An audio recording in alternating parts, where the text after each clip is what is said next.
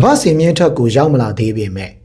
talented player တွေကဘာမှအများကြီးရှိနေကြောင်းကိုဗိုလ်စင်ဝါကနေပြီးတော့ကမ္ဘာတစ်ခုလုံးကိုကြေညာခဲ့တယ်။ Cape Verde နဲ့ Argentina ပွဲကလူအများစုစိတ်ဝင်စားနေတဲ့ပွဲမျိုးမဟုတ်ဘူး။ဒါပေမဲ့ပွဲပြီးသွားတဲ့အချိန်မှာတော့လူအများစုတောက်လျှောက်ပြောနေရမယ့် legacy တစ်ခုဖြစ်လာခဲ့ပြီ။ Argentina သည် Cape Verde ရဲ့ကစားသမားတွေရဲ့ quality နည်းနည်းတာကောင်းမယ်ဆိုရင်အခက်မသိရင်ဒီပွဲမှာလုံးဝထွက်သွားနိုင်လောက်တဲ့အခြေအနေမျိုးကိုဖြစ်ခဲ့တာလို့ပြောလို့ရတယ်။အဲ့တော့သူတို့ဘာတွေလုပ်သွားခဲ့လဲ။သူတို့ဘာတွေကောင်းသွားခဲ့လဲဆိုတာဒီနေ့အနေနဲ့သုံးသပ်မယ်။ defensive stretcher ကို 4-1-4-1 နဲ့တည်တယ် 4-1-4-1 နဲ့တည်တယ်ပြီးတော့သူတို့က low block ဆော့တာမျိုးမဟုတ်ဘဲနဲ့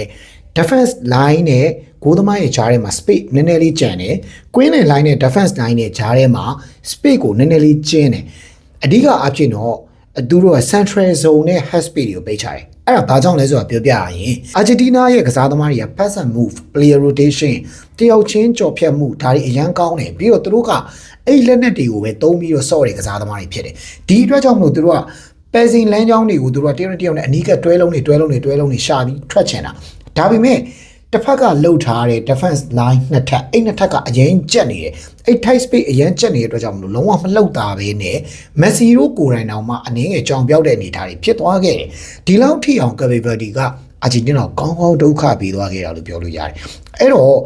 Cape Verde ကဒီပုံစံမျိုးဆော့လိုက်တဲ့အတွက်သူတို့စီမှာသူတို့ရဲ့ structure မှာအားနည်းချက်မရှိဘူးလားဆိုတော့ရှိတယ်အားနည်းချက်အကြီးကြီးရှိတယ်အဲ့ဒါဘာလဲဆိုတော့ central area နဲ့ half space နှစ်ခုပဲပိတ်ထားတာတကယ်တမ်းကwhite area ကို defense line ရဲ့အနောက်ဘက်ကိုလာမဲ့ line breaking pass တွေကိုသူတို့မပိတ်ချတာဘူးအဲ့ risk ကိုသူတို့ယူတယ်အဓိကအဖြစ်တော့ Argentina ကတောင်ပန်တစ်ချောက်ကနေပြေးလာပြီးတော့အင်္ဂလန်လိုမျိုးဗျာအားနေဖြတ်တင်ပေါ်တင်နေတဲ့အသင်းမျိုးမဟုတ်ဘူးအဲ့တော့သူတို့အဲ့တောင်ပန်တွေကိုသူတို့မပိတ်တော့ဘူးဒီ white play တွေတော့သူတို့ခွင့်ပြုတယ်တော့ဒါပေမဲ့အဲ့ white play တွေကတကယ်လဲဒီပွဲမှာတောင်ပန်ကနေပြီးဖြတ်ချိုးပြီးလာတဲ့အလုံးကတော်တော်လေးနည်းတယ်သူတို့ကဖြတ်ချိုးပြီးပေးတယ်ဆိုရင်လည်းပဲသူတို့ကခေါင်းတိုက်ဖို့ရှင်လူပြီးတော့ဂိုးသွင်းဖို့မဟုတ်ဘဲနဲ့သူတို့ကတွဲလုံးတွေပြန်ပြီးတော့သွားတဲ့အတွက်ကြောင့်မလို့အာဂျင်တီးနားရဲ့ white play ကဒီနေ့ပွဲမှာအရင်ကြီးအလုံးမလုပ်ဘူးအရင်ကလည်းအလုံးမလုပ်ဘူးဒီနေ့ပွဲမှာမဟုတ်ဘူးเนาะဒီအရာကိုသိလို့လည်းလွတ်ပေးတာဒါပေမဲ့သူတို့ရဲ့နောက်ထပ်ပြဿနာတစ်ခုဖြစ်တဲ့ line breaking pass defense line ကိုကြော်ပြီးရောက်လာမဲ့ line breaking pass ကိုကြောက်ရတယ်ဆိုတဲ့အတိုင်းပဲhydration break အပြီးမှာ Martinez ကပေးပို့မှုเนาะ Martinez ကပေးပို့မှုကနေပြီးတော့ Messi အလိုက်တင်ပြေးထွက်တယ်ပြီးတော့အဆုံးသတ်သွားခဲ့တယ်တကယ်ဟိုမှာကောင်းမွန်တဲ့ finishing ကောင်းမွန်တဲ့ timing နဲ့ထွက်သွားတာဘာမှပြောစရာမရှိဘူးပြီးတော့ Cape Verde ကလည်းပဲပထမပိုင်းမှာဂိုးပေးလိုက်ရတယ်ဆိုပေမဲ့သူတို့ရဲ့လိုအပ်ချက်ဖြစ်တဲ့ဒီတနေရာပဲပေးလိုက်ရတာကျန်တဲ့အပိုင်းမှာ Argentina အတိုင်ပတ်နေတော့မယ်အဲ့တိုင်ပတ်နေတဲ့အရာကတောက်လျှောက်ကြီးဆက်သွားပြီးတော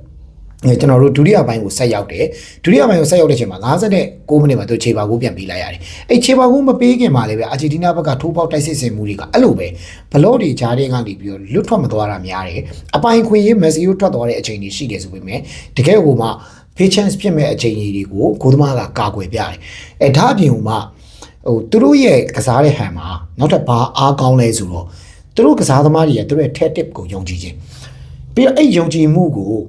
ုလက်တွေ့အသုံးချတဲ့နေရာမှာလည်းရဲရဲတဲတဲအသုံးချခြင်းအဲ့အရာကြီးက Cape Verde ကတကယ်ပြရုံ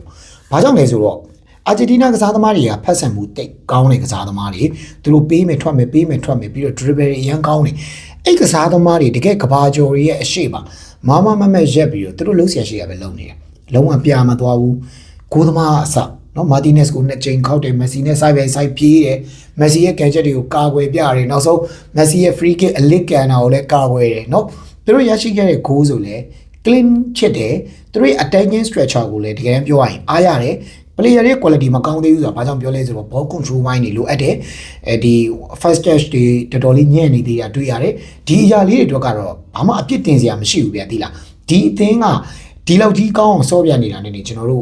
့တော်အားရကျင်းနေတယ်လို့ပြောရမှာဒီပွဲကထိမထားဘဲနဲ့တကယ်ကြည့်ကောင်းတဲ့ပွဲကိုလံဘီယာဂါနာပွဲဆိုပြပြင်းစရာကြီးဗျာသိလားဒါပေမဲ့အာဂျင်တီးနားနဲ့ Cape Verde ပွဲကတော့တကယ် perfect ပွဲဗျာသိလားကြည့်ရတာလုံးဝမပြင်းလိုက်ရဘူးရင်တမမနဲ့ကြည့်နေရတယ်နော်ဒီလိုအခိုက်အတန့်မျိုးကိုခံစားကြည့်လို့ကျွန်တော်တို့ဘောလုံး fan တွေကကဘာဖလားပဲဖြစ်ဖြစ်ချန်ပီယံလိပဲဖြစ်ဖြစ်ဒီလိုမျိုးရှုံးထွက်ပွဲစဉ်တွေကိုကြည့်ကြတာဗျာသိလားအခု Cape Verde ဆော့သွားတဲ့ပုံစံကတကယ်ကိုအတိမတ်ပြုစဉ်ဇရာထက်ကိုပိုတယ်လို့ပြောရမယ်အနေထားဖြစ်သွားပြီအဲ့တော့သူတို့ရရှိခဲ့တဲ့ဂိုးဆိုရင်သူတို့ကတော့ white play ကိုသုံးတယ်အားနဲ့ဆော့တယ်ဖြတ်ချိုးပေးတယ်အလိုက်တင်ကန်သွားတယ် နော်နောက်တဲ့တကူဆိုလေသူတို့ open play ရပဲဂိုးရတာအချင်းဆုံးပြောရင်အာဂျင်တီးနားကတော့မှ open play ကဂိုးမသွင်းနိုင်တော့ဘူးဗျာနောက်ဆုံးသူတို့ရတဲ့2ဂိုးလုံးကကိုနာဆာရက်ကပ်နေပဲသူတို့ရရှိခဲ့တာပေါ့နော်အဲ့လိုအခြေအနေဖြစ်တဲ့အတွက်ကြောင့်မလို့အဲ့လောက်ထိအာဂျင်တီးနားကိုဘေးကျက်နေချက်ဖြစ်အောင်စောပြသွားနိုင်တဲ့ကာဗီဗာဒီကို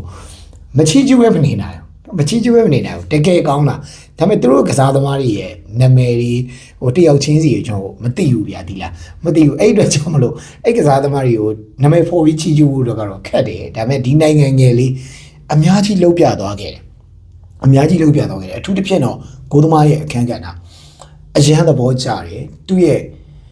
potential ကိုတအားကြိုက်တယ်တအားတည်ငြိမ်တယ်လို့လည်းခံစားရတယ်အရှင်းဆုံးပြောရင်ဗျမာတင်းနဲ့တောင်ဒီပွဲမှာ2ဂိုးပေးရတယ်ဗျဟုတ်လားအခုသူလည်း3ဂိုးပေးရတယ်ဒီတွင်းကိုပေးလိုက်ရတာပြဿနာမဟုတ်ဘူးသူ့ရဲ့ဘေးတဲ့စတင်တဲ့အချိန်မှာသူသွားတဲ့ပက်စီနီသူ့ရဲ့ဘောလုံးကင်တဲ့စွမ်းရည်တွေအသက်40ဖြစ်နေလို့တာပါတကယ်တမ်းကသူကအသက်28 30ပတ်ချလေလောက်ဆိုရင်တေချာပေါက်အတင်းကြီးတတင်းကိုရောက်သွားမှာဒါပေမဲ့အချိန်ကတော့နှောင်းသွားခဲ့ပြီကာဗီဗာဒီကနေပြီးတော့နောက်ထပ်ကဘာကျော်လာမဲ့ကစားသမားတွေဘယ်သူတွေထွက်လာအောင်မလဲဆိုတာကျွန်တော်တို့ပြည်သက်ဒုတစ်ခုလုံးစောင့်ကြည့်နေကြပြီလို့ထင်တယ်တကယ်ချင်းတော့ဒီပွဲကို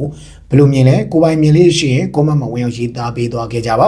အဆုံးထိကြည့်ရှုပေးတဲ့သူတယောက်ချင်းစီတိုင်းကိုကျေးဇူးအများကြီးတင်ပါတယ် round of 32 final day အတွက်ကျွန်တော်နှစ်ပွဲကိုလည်းကျွန်တော်မပြောတော့ပါဘူး Egypt နဲ့ Colombia တို့ကတက်ထိုက်လို့ပဲသူတို့နောက်တစ်ဆင့်ကိုရောက်ရှိသွားခဲ့တယ်လို့ပဲပြောရင်းနဲ့နောက် video နဲ့တူပြန်လဲဆုံတွေ့ကြတာပေါ့